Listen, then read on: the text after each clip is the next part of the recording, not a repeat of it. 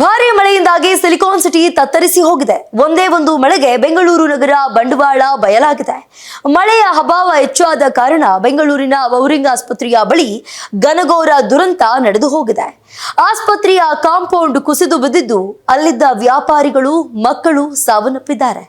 ಈ ವಿಚಾರದಲ್ಲೂ ರಾಜಕೀಯ ಕೆಸರಿನ ಚಾಟ ಶುರುವಾಗಿದೆ.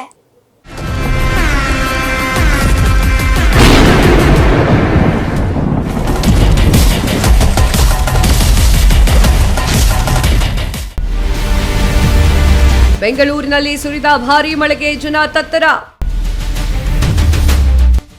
ಆಲಿಕಲ್ಲು ಸಹಿತ ಮಳೆಗೆ ಹಲವೆಡೆ ಅವಾಂತರ.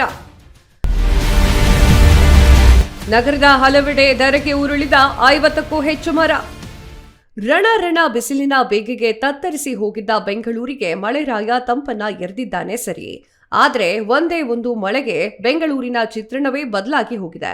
ನಗರದಲ್ಲಿ ಸುರಿದ ವರುಣನ ಆರ್ಭಟಕ್ಕೆ ಬೆಂಗಳೂರು ತತ್ತರಿಸಿ ಹೋಗಿದೆ.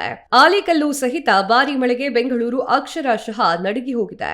ನಗರದ ವಿವಿಧ ಭಾಗದಲ್ಲಿ ಸುರಿದಂತಹ ಧಾರಾಕಾರ ಮಳೆಗೆ ಜನರೆಲ್ಲ ಕಂಗಾಲಾಗಿದ್ದಾರೆ. ಇದು ಅಲ್ಲದೆ 25 ವರ್ಷಗಳ ಬಳಿಕ ಬೆಂಗಳೂರಿನಲ್ಲಿ ಸುರಿದ ದಾಖಲೆಯ ಮಳೆ ಇದಾಗಿದೆ. ಆಲಿಕಲ್ಲು ಸಹಿತ ಮಳೆಯಾದ ಹಿನ್ನೆಲೆಯಲ್ಲಿ ನಗರದ ಹಲವೆಡೆ ದೊಡ್ಡ ಅವಾಂತರಗಳೇ ಸೃಷ್ಟಿಯಾಗಿದೆ.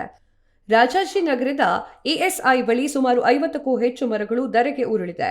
ಬಸವನಗುಡಿ ವಿದ್ಯಾಪೀಠ ಸರ್ಕಲ್ನಲ್ಲಿ ಸಾಲು ಸಾಲು ಮರಗಳು ಬಿದ್ದಿದ್ದು, ಇಎಸ್ಐ ಆಸ್ಪತ್ರೆಯ ಎಂಟ್ರಿ ಗೇಟ್ ಮುಂಭಾಗದಲ್ಲಿ ಮರಗಳ ಕೊಂಬೆಗಳು ಮುರಿದು ಬಿದ್ದು 3 ಆಟೋಗಳು ಜಖಂ ಆಗಿವೆ.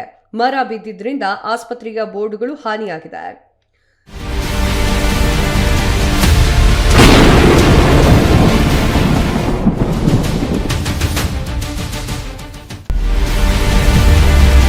ರಾಜಕಾಲುವೆಯಾದ ಅಂಡರ್ಪಾಸ್ ರಸ್ತೆಗಳು,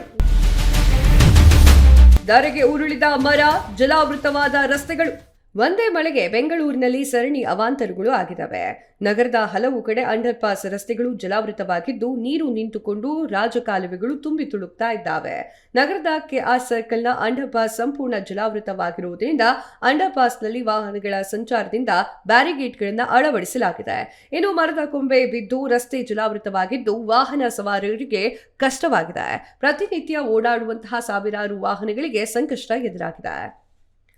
ಬಿರುಗಾಳಿ ಸಹಿತ ಸುರಿದಂತಹ ಭಾರೀ ಮಳೆಗೆ ನಗರದ ವಿಧಾನಸೌಧ, ಪೊಲೀಸ್ ಕಮಿಷನರ್ ಕಚೇರಿ, infantry road, Lavelle road, Shivajinagar, Richmond circle ಸಂಪೂರ್ಣ ಜಲಾವೃತವಾಗಿದೆ. ಸುಮನಹಳ್ಳಿ ಫ್ಲೈಓವರ್ ಮೇಲೆ ಸರಣಿ ಅಪಘಾತಗಳು ಸಂಭವಿಸಿದೆ. ಇನ್ನು ಗಾಲ್ಫ್ ರಸ್ತೆಯಲ್ಲಿ ಕಬ್ಬಿಣದ ಕಂಬಿಗಳು ಹಾಗೂ ಮರಗಳು ಉರುಳಿವೆ ಅನ್ನಲಾಗ್ತಾ ಇದೆ. ಮಲ್ಲೇಶ್ವರಂ ಹಾಗೂ ಯಶವಂತಪುರದಲ್ಲಿ ಬೃಹತ್ ಮರಗಳು ರಸ್ತೆ ಅಡ್ಡವಾಗಿ ಬಿದ್ದಿದ್ದು ವಾಹನ ಸಂಚಾರಕ್ಕೆ ಕಷ್ಟವಾಗ್ತಾ ಇದೆ.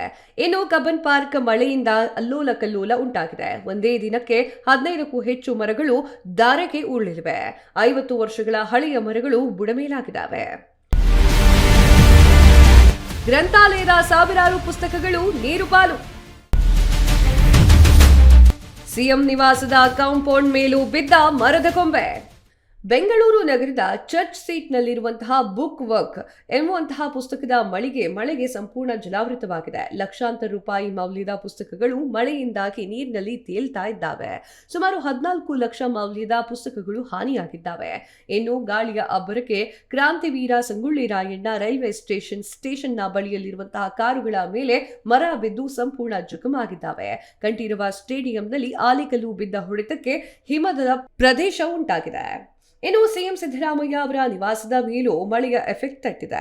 ನಗರದಲ್ಲಿ ಸುರಿದ ಭಾರೀ ಮಳೆಯಿಂದಾಗಿ ಮುಖ್ಯಮಂತ್ರಿ ಕಾವೇರಿ ನಿವಾಸದ ಕಾಂಪೌಂಡ್ ಮೇಲೆ ಮರದ ಕೊಂಬೆಗಳು ಬಿದ್ದಿದ್ದಾವೆ. ಸಿಎಂ ಸಿದ್ದರಾಮಯ್ಯ ನಿವಾಸದಲ್ಲಿ ಇದ್ದಾಗಲೇ ಅವರ ಕಾವೇರಿ ನಿವಾಸದ ಪಕ್ಕದ ಗೋಡೆಯ ಮೇಲೆ ಕಬ್ಬಿಣದ ವಾಲ್ನಲ್ಲಿ ಕುಸಿದು ಬಿದ್ದಿದ್ದಾವೆ. ಇನ್ನು ವಿಪಕ್ಷ ನಾಯಕ ಆರ್ ಅಶೋಕ್ ಅವರ ಮನೆಯ ಒಳಗೆ ನೀರು ನುಗ್ಗಿದೆ. ಒಂದು ಕಡೆಗೆ ಸಾಕಷ್ಟು ಅವಾಂತರಗಳು ಸೃಷ್ಟಿಯಾಗಿದೆ. ಹಾಗಿರುವಾಗ ಇನ್ನು 3 ದಿನ ಮಳೆ ಆಗಲಿದೆ ಅಂತ ಹೇಳಿ ಹವಾಮಾನ ಇಲಾಖೆ ಎಚ್ಚರಿಕೆಯನ್ನ ನೀಡಿದ್ದು ಬೆಂಗಳೂರಿಗರಿಗೆ ಇನ್ನು ಮುಂದೆ ಆತಂಕ ಶುರುವಾಗಿದೆ. ಒಂದೇ ದಿನದಲ್ಲಿ ಬೆಂಗಳೂರಿನ ಬಂಡವಾಳ ಬಯಲಾಗಿದೆ. ಮಳೆಗಾಲ ಬಂದ್ರೆ ಮುಂದೆ ಕತೆ ಏನು? ಅಧಿಕಾರಿಗಳೆಲ್ಲ ಏನ್ ಮಾಡ್ತಿದ್ದಾರೆ? ಶಾಸಕರಲ್ಲಿ, ಸಚಿವರಲ್ಲಿ? ಸಿಎಂ ಸಾಹೇಬ್ರೆ ಸ್ಥಳಕ್ಕೆ ಹೋದ್ರಲ್ಲ, ಏನ್ ಅರ್ಥ ಆಯ್ತು? ಜನರ ಕಷ್ಟ ಕಣ್ಣಿಗೆ ಕಾಣಿಸ್ತಾ ಇಲ್ವಾ? ಇವಾಗೇನು ಯಾವ ಕ್ರಮವನ್ನ ಕೈಗೊಳ್ತೀರಿ? ಈ ಪ್ರಕರಣದ ಬಗ್ಗೆ ಮುಂದೆ ಏನಾಗುತ್ತೆ ಎಂಬುದನ್ನ ಕಾದ್ ನೋಡ್ಬೇಕಿದೆ.